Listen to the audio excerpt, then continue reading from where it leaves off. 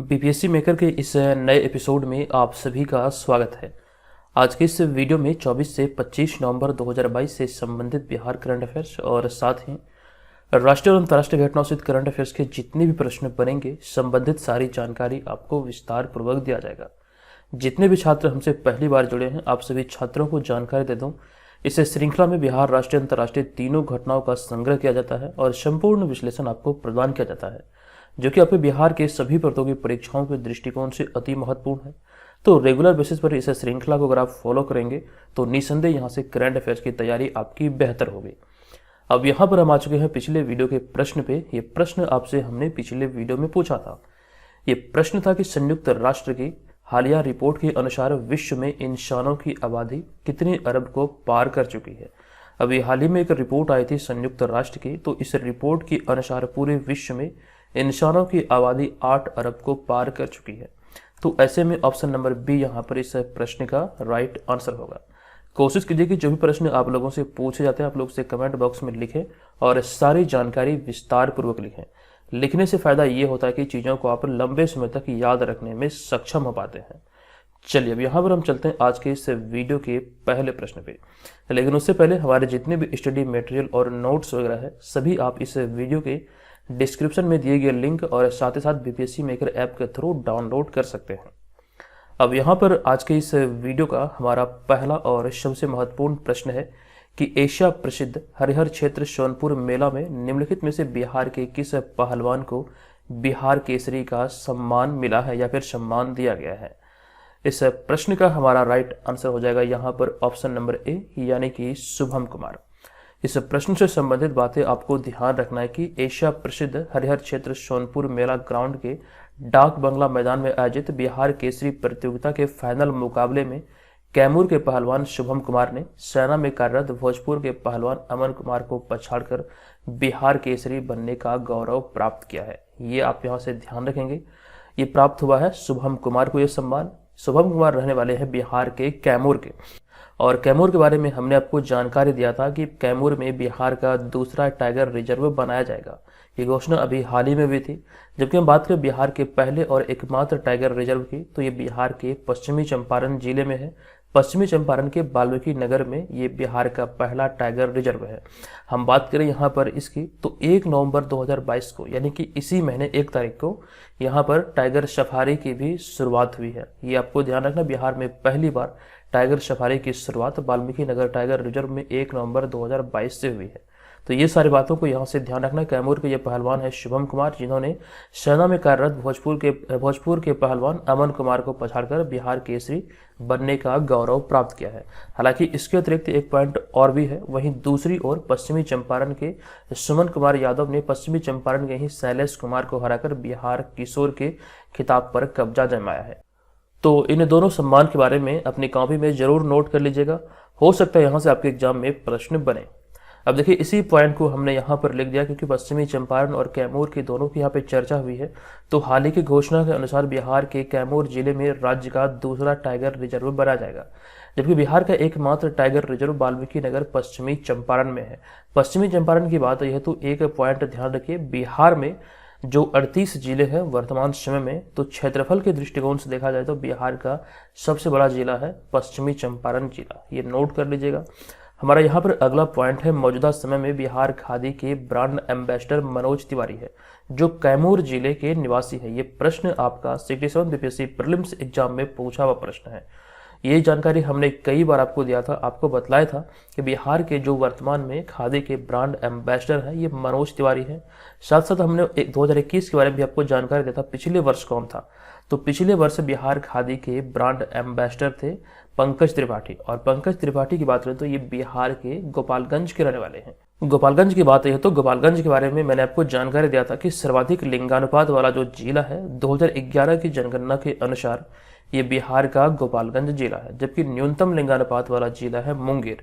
ये सारी बातों को अगर आप इसी प्रकार से चेन बना के याद रखेंगे तो बहुत सारे फैक्ट आप याद रखने में सक्षम हो पाएंगे। इससे आपको एग्जाम में बहुत हेल्प मिलेगी, ये ध्यान रखिएगा।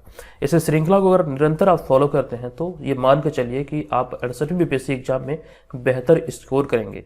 अभी जितने भी एग्जाम बिहार में आयोजित हुए हैं, खास करके हम बात करें 67 बीपीएससी प्रीलिम्स जो कि 2 बार आयोजित हुआ, एक बार कैंसिल हो गया था, और BPSC auditor, BPSC CDPO, Bihar SI, ये सारे एग्जाम में जो करंट अफेयर्स के प्रश्न बने हैं, सारे के सारे करंट अफेयर्स हमारे नोट से बने हैं, हमारे क्लास के इस वीडियो से बने हैं। इसका प्रूफ भी हमने कई बार आपको दिया है, तो निरंतर यहाँ से फॉलो आप लोग कीजिए वीडियो को, निसंदेह ये आपकी हेल्प करेगा।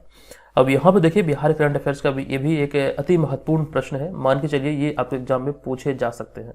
ये प्रश्न है कि हाल ही में असम में आयोजित 37वें नेशनल जूनियर एथलेटिक्स चैंपियनशिप में बिहार ने कितने पदक अपने नाम किया है। बहुत बहुत इंपॉर्टेंट है। इस प्रश्न का हमारा राइट आंसर होगा बिहार ने यहाँ पर 9 पदक अपने नाम किया है। अब इसकी कंप्लीट जानकारी मैं आपको देने वाला हूँ। इसके तहत हमारा पहला पॉइंट होगा कि 37वें नेशनल जूनियर एथलेटिक्स चैंपियनशिप का आयोजन गुवाहाटी असम में किया गया। सबसे पहली बात यहाँ पर यह है कि 37वां संस्करण जो था नेशनल जूनियर एथलेटिक्स चैंपियनशिप का, ये कहाँ आयोजित किया गया, तो असम के गुवाहाटी में ये आयोजित किया गया। इसका ये 37वां संस्करण था।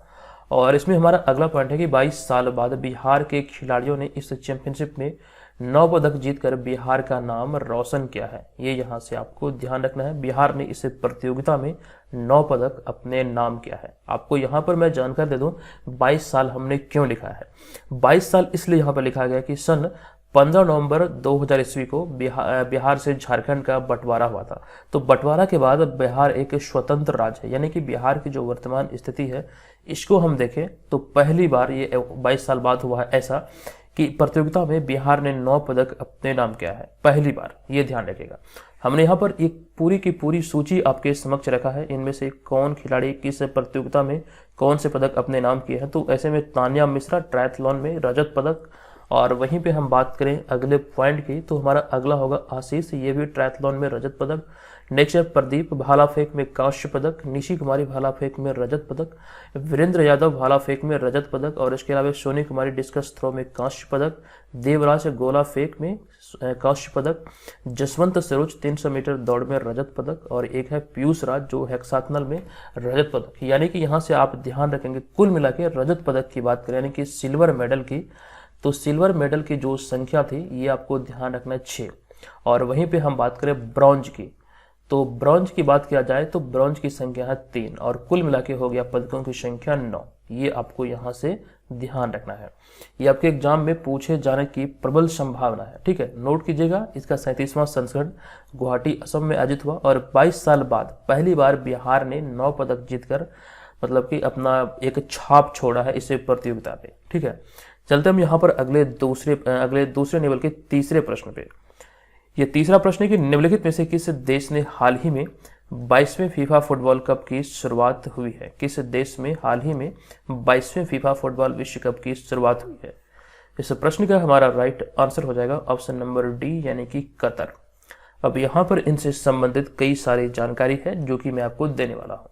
तो ऐसे में हमारा यहाँ पर पहला पॉइंट है कि फीफा विश्व कप 2022 का जो आयोजन है ये कतर में किया जा रहा है, यहीं पर इसका शुभारंभ हुआ है। यह फीफा विश्व कप का 22वां संस्करण है जो कि 20 नवंबर से 18 दिसंबर 2022 तक आयोजित किया जाएगा। नोट कीजिएगा, बहुत बहुत इंपॉर्टेंट है, ये इसका 22वां संस्करण है। अब इस टूर्नामेंट की बात करें तो इस टूर्नामेंट को ध्यान रखते हुए हमने कुछ पॉइंट यहाँ पर लिखा है कि इस टूर्नामेंट में 5 महाद्वीपों के 32 देश भाग ले रहे हैं, जिनमें एशिया की 6 टीमें शामिल हैं। ये भी एग्जाम दृष्टिकोण से महत्वपूर्ण है। इन 32 देशों में यानी कि 32 टीमों में 6 टीमें एशिया की है। हालांकि भारत की बात करें तो भारत इस प्रतियोगिता के लिए यानी कि फीफा के 22वें संस्करण के लिए क्वालिफाई नहीं कर पाई थी, इस वजह से भारत इसमें शामिल नहीं है। ये चीज़ें यहाँ से ध्यान रखना है कि भारत इस फीफा विश्व कप का हिस्सा नहीं है। हम भारत के दृष्टिकोण से यहाँ पर कुछ और भी पॉइंट की बात करें तो आपको ध्यान रखना है कि भारत पहली बार जो क्वालिफाई किया था ये 1950 में क्वालिफाई किया था फीफा विश्व कप के लिए। ये भी क्वालिफाई करने के पीछे एक रीजन था, आई थिंक यहाँ पर शायद हमने लिखा है, देखो यहाँ पर इसी पॉइंट को आगे में लिखा गया कि पिछली और एकमात्र बार 1950 के ब्राजील फीफा वर्ल्ड कप के लिए भारत क्वालिफाई किया था। और इसके पीछे रीजन यह था कि म्यांमार और फिलीपींस द्वारा अपना नाम फीफा से वापस ले लिया गया था, यानी कि जो प्रतियोगिता थी उससे वापस ले लिया गया था, जिसके बाद क्वालिफाइंग दौर में ही बिना मैच खेले ये भारत जो था ये क्वालिफाई कर गया था फीफा विश्व कप के लिए, लेकिन मैनेजमेंट की गलती की वजह से भारत इसमें पार्टिसिपेट नहीं कर पाए थे। तो इस दृष्टिकोण से देखें तो भारत फीफा विश्व कप में आज तक एक भी बार पार्टिसिपेट नहीं किया है। ये यहाँ से आपको ध्यान रखना है। वर्तमान समय की स्थिति ये है कि भारत क्वालिफाई ही नहीं कर पाती है, तो मैच कहाँ से खेलेगी। तो इस वजह से यहाँ से आप ध्यान रखेंगे कि भारत इसका हिस्सा नहीं है। जबकि यहाँ पर हम बात करें इस पॉइंट की, यहाँ पर जो ये पॉइंट लिखा गया है कि जो कतर में ये आयोजित हो रहा है, तो ये अरब देश में आयोजित होने वाला पहला विश्व कप है फीफा का। अब यहाँ पर हम चलेंगे अगले प्रश्न पे, लेकिन उससे पहले जब हमारी नज़र विकल्पों पर पड़ती है तो देखिए विकल्पों में थोड़ी सी गड़बड़ी नजर आ रही है, क्योंकि यहाँ पर हमसे प्रश्न पूछा गया था कि निम्नलिखित में से किस देश में हाल ही में 22वें फीफा फुटबॉल विश्व कप की शुरुआत हुई है। किस देश में, यहाँ पे देश शब्द का प्रयोग किया गया है। एक्चुअली में यहाँ पर देखा जाए तो पेरिस कोई देश नहीं है, बीजिंग कोई देश नहीं है, मेलबर्न भी कोई देश नहीं है। तो ये सारी बातों को ध्यान रखिए। बीजिंग जो ये चाइना में है, पेरिस है फ्रांस में है, और मेलबर्न जो है ये ऑस्ट्रेलिया में है। देश की बात करें तो मिडिल ईस्ट ये कंट्री है कतर, यहीं पे मतलब इसका आयोजन हुआ है। तो ऐसे में विकल्पों को भी ध्यान रखते हुए हम यहाँ पर इसका राइट आंसर को कई दफ़ा चुन सकते हैं। कतर की बात करें तो कतर की राजधानी है दोहा, आप सभी जानते हैं। चलिए यहाँ पर इस प्रश्न को स्किप करते हुए चलते हैं अगले हम यहाँ पर चौथे प्रश्न पे। ये चौथा प्रश्न की हाल ही की घोषणा के अनुसार 25 से 26 नवंबर 2022 को 25वां राष्ट्रीय ई गवर्नेंस सम्मेलन कहाँ आयोजित किया जाएगा। तो घोषणा के आधार पर इस प्रश्न का हमारा राइट आंसर हो जाएगा ऑप्शन नंबर बी, ये जम्मू में आयोजित किया जाएगा और इसका उद्घाटन जितेंद्र सिंह द्वारा किया जाएगा। ये सारी बातें यहाँ पर हमने लिखा है कि हाल ही के, देखिए यहाँ पे कर नहीं बल्कि के, हाल ही के घोषणा के अनुसार 25वां राष्ट्रीय ई गवर्नेंस सम्मेलन 25 से 26 नवंबर 2022 को जम्मू के रियासी जिले के कटरा शहर के ककरियाल में माता वैष्णो देवी विश्वविद्यालय में आयोजित किया जाएगा। ये ध्यान रखना, रियासी जिले के कटरा शहर के ककरियाल में माता वैष्णो देवी विश्वविद्यालय में इसका आयोजन किया जाएगा। आपको ध्यान रखना ये इसका 25वां संस्करण होगा और आपको ध्यान रखना आयोजन तिथि है 25 से 26 नवंबर 2022। अब इसे विषय की बात करें, इसका थीम क्या है, किस थीम पर यह सम्मेलन आयोजित किया जाएगा। इस पॉइंट को यहाँ पर लिखा गया है कि 2 दिन के इस सम्मेलन में, कि ये 2 दिवसीय सम्मेलन है और इस सम्मेलन का विषय है नागरिकों, उद्योग और सरकार को निकट लाना। तीनों को एक मतलब समान निकट लाना ही इसका एक उद्देश्य है, जिसको लेकर अभी हाल ही में ये आयोजित किया जाएगा 25 से 26 नवंबर को। और इस सम्मेलन के दौरान ई गवर्नेंस के लिए राष्ट्रीय पुरस्कार योजना के अंतर्गत 5 श्रेणियों में 18 ई गवर्नेंस पहलों को पुरस्कार दिए जाएंगे, जिनमें कि 9 स्वर्ण और 9 रजत होंगे। आपको ध्यान रखना 18 ई गवर्नेंस पहलों को यह पुरस्कार प्रदान किया जाएगा और आपको ध्यान रखना यह कुल मिलाकर 5 श्रेणियों में प्रदान किया जाना है। और जब ये प्रदान किए जाएंगे, यहाँ से कोई प्रश्न इंपॉर्टेंट निकल कर सामने आएंगे तो संपूर्ण जानकारी आपको जरूर यहाँ पर दी जाएगी। हम अगले पॉइंट की बात करें इसके पिछले संस्करण की, तो इसका पिछला जो संस्करण था यानी कि 24वां राष्ट्रीय ई गवर्नेंस सम्मेलन, ये 7 से 8 जनवरी 2021 को हैदराबाद तेलंगाना में आयोजित किया गया था। तो जो भी पिछले संस्करण होते हैं किसी सम्मेलन की, कोई समिट की, तो ये सारी जानकारी एग्जाम पर्पज से इंपॉर्टेंट होते हैं। हो सकता है कि पिछला वाला भी, पिछले वर्ष वाला भी एग्जाम में पूछे जाए, तो दोनों को आपको ध्यान रखना पड़ेगा। नेक्स्ट 5वां प्रश्न है, यहाँ पर 53वें इंटरनेशनल फिल्म महोत्सव ऑफ इंडिया में किसे Indian film personality of the year 2022 चुना गया। अति महत्वपूर्ण प्रश्न है और इस प्रश्न का हमारा राइट आंसर हो जाएगा यहाँ पर चिरंजीवी, यानी कि ऑप्शन नंबर डी यहाँ पर इस प्रश्न का राइट आंसर है। अब यहाँ पर आपको जानकारी दे दूं कि हाल ही में गोवा की राजधानी पणजी में 53वें अंतर्राष्ट्रीय फिल्म महोत्सव का आयोजन किया गया और इस फिल्म महोत्सव की बात करें तो इसका जो आयोजन तिथि था ये था 20 से 28 नवंबर 2022। इसका जो आयोजन तिथि है 20 से 28 नवंबर 2022 है और चिरंजीवी को इसी दौरान Indian film personality of the year के रूप में चुना गया है। तो नोट कीजिएगा ऑप्शन नंबर डी यहाँ पर इस प्रश्न का राइट आंसर है। अब यहाँ पर हम बात करें इसके पिछले संस्करण की, यानी कि international film festival of India के 52वें संस्करण के, तो इसका पिछला जो था 52वां संस्करण था, यह भी 2021 में गोवा में ही आयोजित किया गया था। नोट कीजिएगा।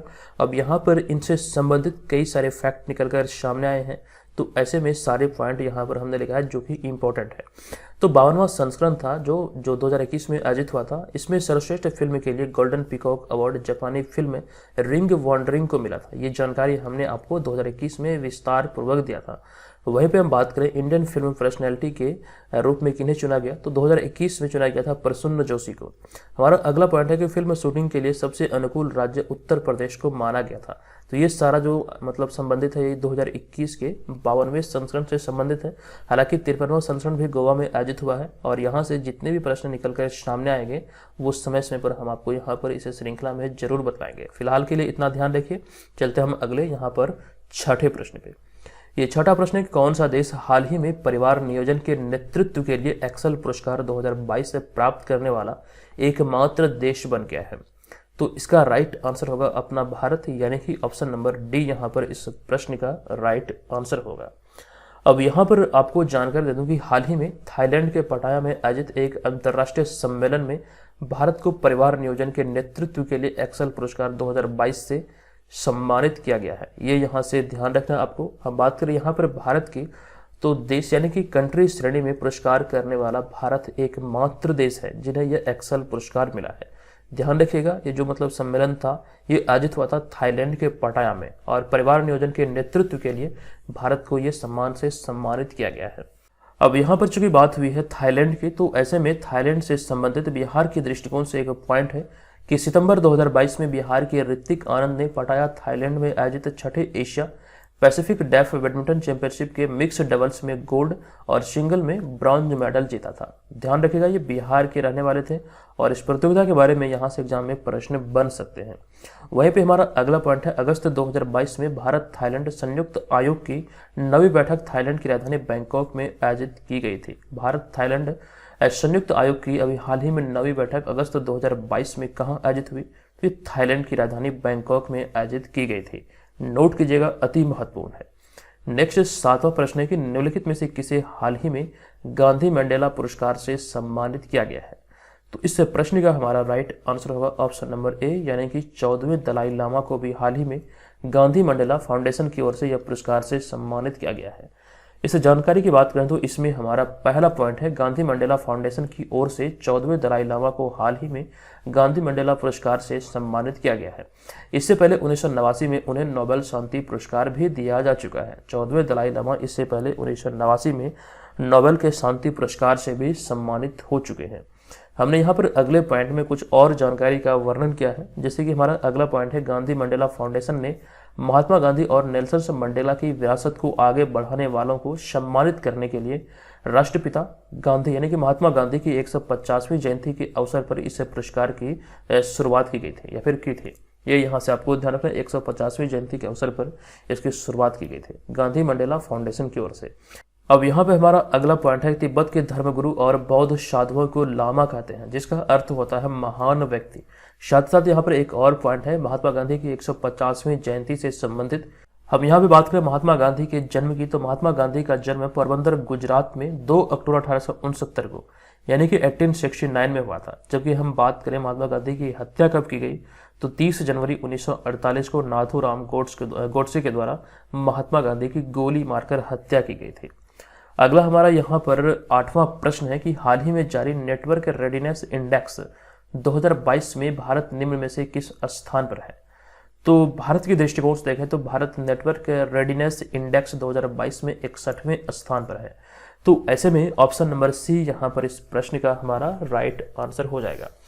तो इनसे संबंधित यहाँ पर पहला पॉइंट है कि हाल ही में जारी नेटवर्क रेडीनेस इंडेक्स 2022 यानी कि एनआरआई रिपोर्ट 2022 के अनुसार भारत 61वें स्थान पर है।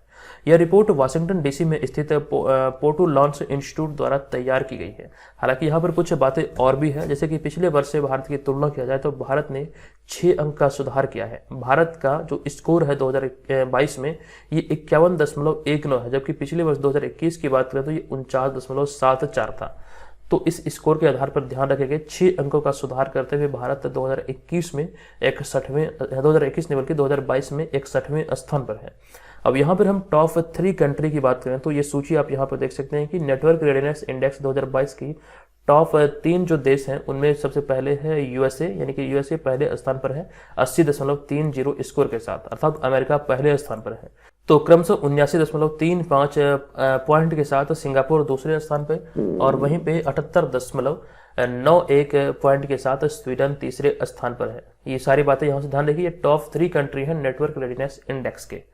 नेक्स्ट नवा प्रश्न है कि 20 नवंबर 2022 को पूर्वोत्तर भारत का पहला क्षेत्रीय यूनानी चिकित्सा अनुसंधान का उद्घाटन सिलचर में हुआ है।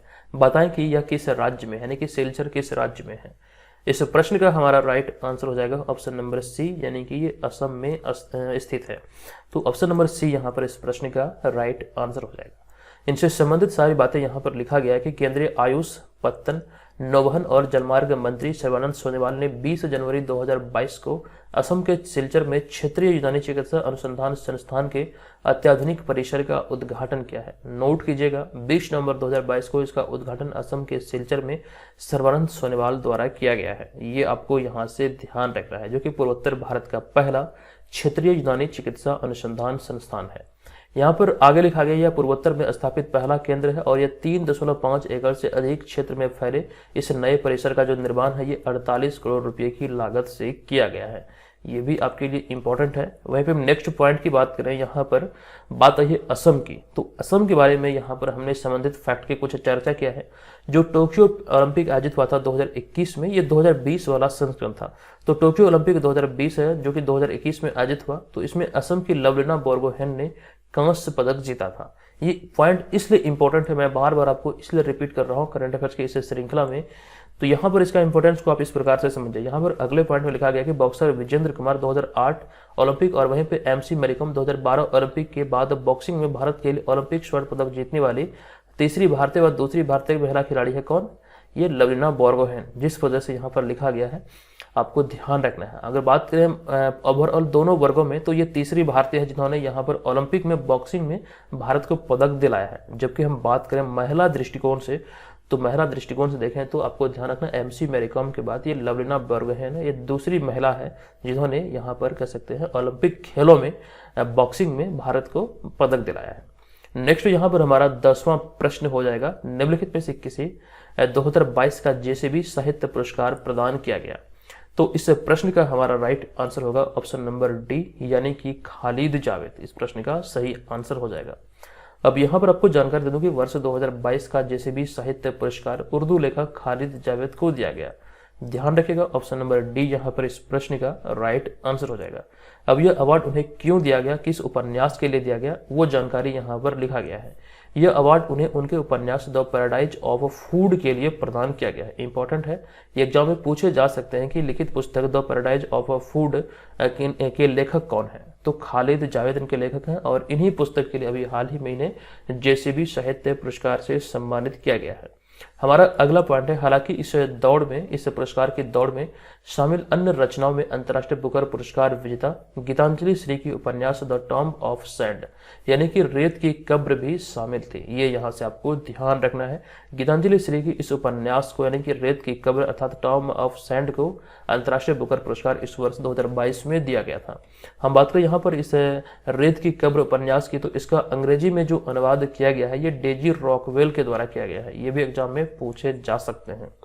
नेक्स्ट पॉइंट हमारा यहाँ पर यह है कि यह पुरस्कार जीतने वाले यानी कि अंतर्राष्ट्रीय बुकर पुरस्कार जीतने वाले किसी भी भारतीय भाषा की यह पहली पुस्तक है। ये यहाँ से ध्यान रखिएगा, अंतर्राष्ट्रीय बुकर पुरस्कार जीतने वाली किसी भी भारतीय भाषा की यह पहली पुस्तक है। ये एक उपन्यास है जिसके लेखक हैं गीतांजलि श्री, नाम है the tomb of sand. Next होगा 11वां प्रश्न। ये प्रश्न है कि झारखंड विधानसभा की स्थापना दिवस निम्नलिखित में से किस दिन को मनाया गया है? तो नोट कीजिएगा, इसका राइट आंसर हो जाएगा ऑप्शन नंबर सी यानी कि 22 नवंबर को। प्रत्येक वर्ष को 22 नवंबर को झारखंड विधानसभा स्थापना दिवस मनाया जाता है। ध्यान रखिए, झारखंड विधानसभा की स्थापना प्रत्येक वर्ष 22 नवंबर को मनाया जाता है और हाल ही में 22 नवंबर 2022 को इसका 22वां स्थापना दिवस मनाया गया है। हमारा यहाँ पर अगला पॉइंट है कि झारखंड स्थापना दिवस समारोह का उद्घाटन वर्तमान राज्यपाल श्री रमेश बैस द्वारा किया गया। रमेश बैस की बात करें तो ये झारखंड के 10वें राज्यपाल है। ये भी यहाँ से आपको ध्यान रखना है। लेकिन जब बिहार से झारखंड का बंटवारा हुआ था तो उस समय यहाँ पर देखिए उसी पॉइंट को लिखा गया कि झारखंड की स्थापना बिहार से 46% भूमि विभाजित कर 15 नवंबर 2000 को किया गया था। यानी कि झारखंड की जो स्थापना हुई थी 15 नवंबर 2000 को हुई थी और संपूर्ण भूभाग का 46% भूभाग के साथ झारखंड राज्य स्थापित हुआ था। और झारखंड राज्य के जो पहले मुख्यमंत्री बने थे ये थे बाबूलाल मरांडी। ये सारी बातें यहाँ से ध्यान रखिएगा, एग्जाम में पूछे जाने की प्रबल संभावना है। अगला 12वां प्रश्न है कि भारत और किस देश ने हाल ही में मुक्त व्यापार समझौते को मंजूरी दिया है। तो इस प्रश्न का हमारा राइट आंसर हो जाएगा ऑप्शन नंबर सी, यानी कि ऑस्ट्रेलिया। दोनों के बीच अभी हाल ही में समझौता हुआ है। ऐसे में यहाँ पर आपको ध्यान रखना कि इस मुक्त व्यापार समझौते के लागू होने के बाद कपड़ा, चमड़ा, फर्नीचर, आभूषण और मशीनरी सहित भारत के 6000 से अधिक उत्पाद को ऑस्ट्रेलियाई बाजारों में शुल्क मुक्त पहुंच मिलेगा। तो ध्यान रखिए, दोनों देशों को फायदा है। तो ऐसे में समझौता हुआ है अभी हाल ही में भारत और ऑस्ट्रेलिया के बीच में। अब यहाँ पर देखिए 68वीं के बारे में मैं आपको जानकारी देने वाला हूँ। जितने भी छात्र 68वीं वाले कोर्स में ज्वाइन करने के इच्छुक हैं, एप्लीकेशन के थ्रू ज्वाइन कर सकते हैं। यहाँ पर आपको ध्यान रखना है कि विभिन्न सेक्शन से, जैसे कि बिहार सामान्य अध्ययन, बिहार जीके, भारत का इतिहास, भारत का भूगोल, ये सारे सेक्शन से आपका पीडीएफ अपडेट कर दिया गया है। अपने कोर्स में जाइए, वहाँ पर देखिए आपको पीडीएफ मिल जाएगा। रही बात यहाँ पर कुछ पीडीएफ और भी, जैसे कि भारतीय राज्य व्यवस्था, भारतीय अर्थशास्त्र, ये सारे सेक्शन से पीडीएफ आपको उपलब्ध कराया जाना है। जबकि विज्ञान की बात है तो विज्ञान से भी यहाँ पर 3 पीडीएफ आपको मास्टर पीडीएफ अपडेट कराए गए हैं। और बिहार राष्ट्रीय अंतर्राष्ट्रीय घटनाओं का करंट अफेयर्स की बात करें तो 2022 का यहाँ पर संपूर्ण करंट अफेयर्स मिल जाएगा आपको। टेस्ट सीरीज जल्द ही स्टार्ट होने वाला है, ये हुआ नहीं है, ये इसी सप्ताह ये आयोजित हो जाएगा, मतलब शुरू हो जाएगा। इसकी नोटिफिकेशन आप लोग को मिल जाएगी। और वहीं पे रही बात यहाँ पर बीपीएससी का प्रीवियस ईयर पेपर का, तो ये भी आपका यहाँ पर 68वीं नहीं बल्कि 66वीं तक का अपडेट कर दिया गया है। यहाँ से आप लोग चाहें तो डाउनलोड कर सकते हैं। तो एप्लीकेशन पे सारा मटेरियल उपलब्ध है, वहीं पर आप जाके प्राप्त कर सकते हैं। टेस्ट सीरीज की सूचना आप लोगों को 1 से 2 दिन में मिल जाएगा एप्लीकेशन पे ही, या फिर आप टेलीग्राम पे अगर बने हुए हैं तो वहाँ पर भी आपको मिलेगा इसका नोटिफिकेशन। तो इसके माध्यम से आप सारी चीज़ों को अच्छी तरह से एक्सेस कर पाएंगे। और जितने भी छात्र कोर्स को ज्वाइन किए हैं इस टेस्ट सीरीज को जरूर अटेंड कीजिएगा, क्योंकि यहाँ से आपका कॉन्फिडेंस एक प्रकार से बिल्ड होगा। अब यहाँ पर हम आज के हैं इस वीडियो के प्रश्न की ओर। ये प्रश्न है कि भारतीय अंतर्राष्ट्रीय व्यापार मेले के 41वें संस्करण में बिहार किस राज्य के रूप में शामिल है? कमेंट कीजिएगा, मैंने इसकी जानकारी आपको विस्तार पूर्वक दिया है। चलिए मिलेंगे नेक्स्ट वीडियो में, तब तक के लिए धन्यवाद। जय हिंद।